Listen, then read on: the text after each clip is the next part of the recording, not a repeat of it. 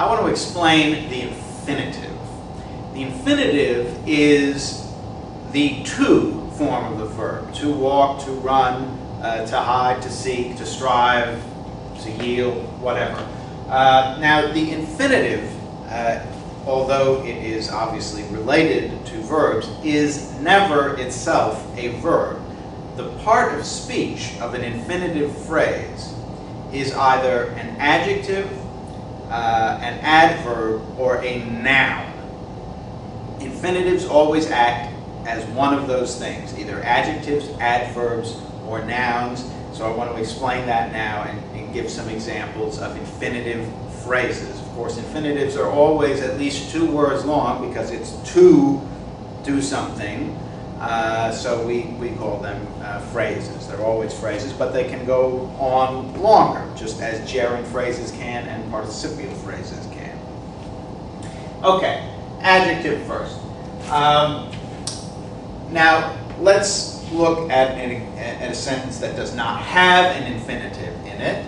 Sandor is a good man. So I've got this little branching going on here. So Sandor is a good man. Now, good is an adjective, right? And so is a very special kind of adjective, the article.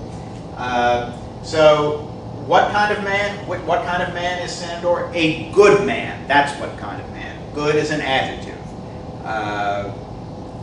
Words that answer that question, what kind of, are adjectives.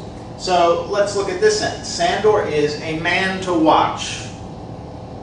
He's on the ball, that Sandor. He's a man to watch. What kind of man is Sandor? A good man. What kind of man is Sandor? A man to watch. So to watch is answering the same question that good is answering in this sentence, and that shows you that to watch is functioning in the same way as good is, namely as an adjective. So here is an example of an infinitive phrase functioning as an adjective, modifying man. So infinitives can function as adjective. You know, the 5:42 is the train to catch. Which train? The train to catch. So to catch there is functioning as an adjective. All right. Now, as an adverb, as a phrase that answers a question, when, where, why, how, Sandor worked. Now again, let's look at something that we were comfortable with. Sandor worked constantly. How did he work? Constantly. How? That's an adverb question. So, and constantly, I mean, that looks like an adverb, right? Ly and the whole 9 yards. So, Sandor worked constantly. Sandor worked to earn money. Why did Sandor work? To earn money, that's why. So to earn money is a infinitive phrase, and it's functioning as an adverb, and it's modifying worked. Why did he work? To earn money, that's why. That's why. Notice here that the phrase is 3 words long, not just to watch, because infinitive phrases can go on and on.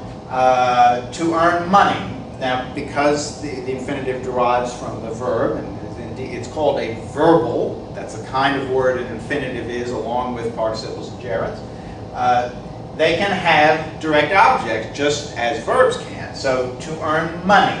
And the phrase could go on and on. Sandor worked to earn money for the repairs on his house. Now the infinitive phrase would be to earn money for the repairs on his house. You can go on and on.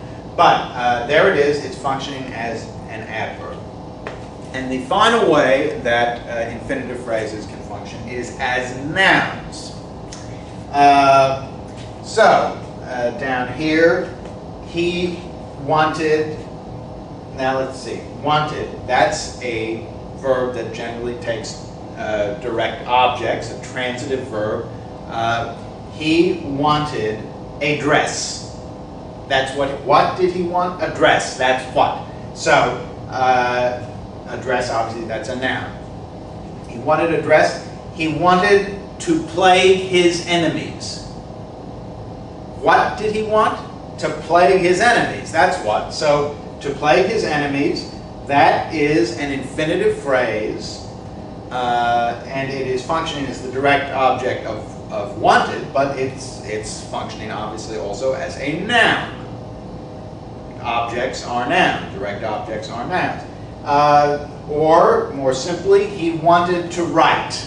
Now we're back to that short and sweet infinitive phrase without anything else, without any objects or anything else hanging off of it. It's just he wanted to write, but to write there is functioning as a noun, as the direct object of wanted. So, infinitive phrases, obviously very common, very important. They can either be adjectives, adverbs, or nouns.